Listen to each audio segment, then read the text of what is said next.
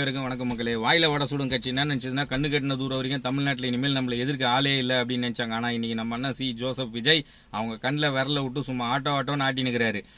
Next பாத்தீங்கன்னா, இந்த திருவிளையாடல் படம் உங்களுக்கு தெரியும்.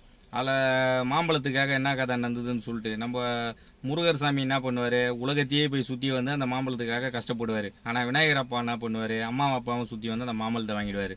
இந்த கான்செப்ட் தான் இன்னைக்கு எதிர்கட்சிகள் எல்லாமே, இந்த டிஎம்கே, ஏடிஎம்கே, இந்த நாம் தமிழர் கட்சி எல்லாருமே, இந்த தேமுதிக எல்லாருமே வந்து என்ன பண்ணுறாங்கன்னா, இந்த திருவிளையாடல் படம் அந்த கான்செப்டை தான் இவங்க எடுத்துக்கினாங்க.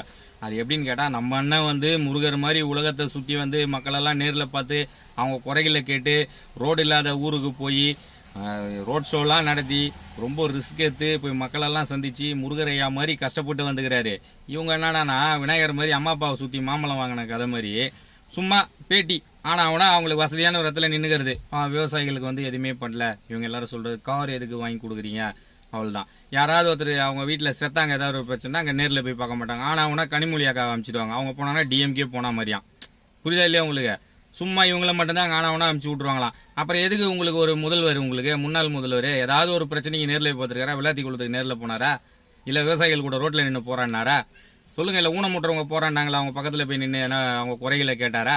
சொல்லுங்க. ஏதாவது போய் இன்ஸ்பெக்ஷன் பார்த்துருக்காரா? இது வரைக்கும் நைட்டில் போயிட்டு எங்கேயாவது இன்ஸ்பெக்ஷன் பார்த்துருக்காரா? இபிலையோ இல்லை இந்த அரசாங்க விடுதிகளில் தங்கி இந்த மாணவர்கள், அம்மா உணவகங்கள், இப்படி எங்கேயாவது போய் ஏதாவது ஒரு இடத்துல போய் ஒரு இன்ஸ்பெக்ஷன் பண்ணியிருக்காரா? அது மாதிரி ஏதாவது ஒரு வீடியோ கதை அவங்ககிட்ட?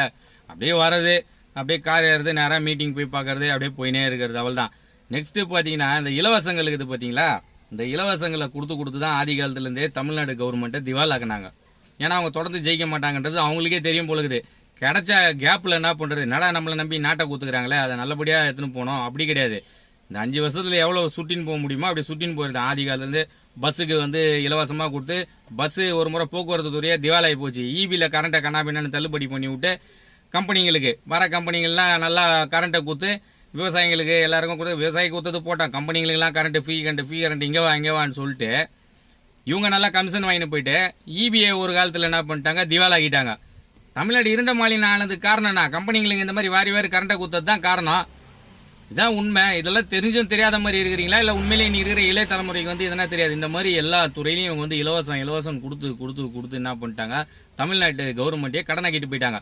இப்போ இந்த 13 லட்சம் கோடி வந்தது காரணமும் இதுதான். மகளிர் சுயதொழிலுக்கு பணத்தை கொடுக்கறது, இஷ்டத்துக்கு போகும்போது நீ கொடுக்கறது தப்பு இல்லப்பா, போகும்போது அந்த கடனை நீ சரி பண்ணிட்டு போனல, எவன் கட்டுறது? இந்த மாதிரி நீ பொறுப்பு இல்லாமல் நீ ஆட்சி ஆண்டு போனது, எல்லாருக்கும் இலவசம் கொடுத்து ஊரையும் கெடுத்து மக்களையும் கெடுத்து கட்சியில் தமிழ்நாட்டே நடுத்தருக்கு ஏற்றின வர நிலைமைக்கு 13 லட்சம் கோடி கடனை வச்சுட்டு போகிறீங்க.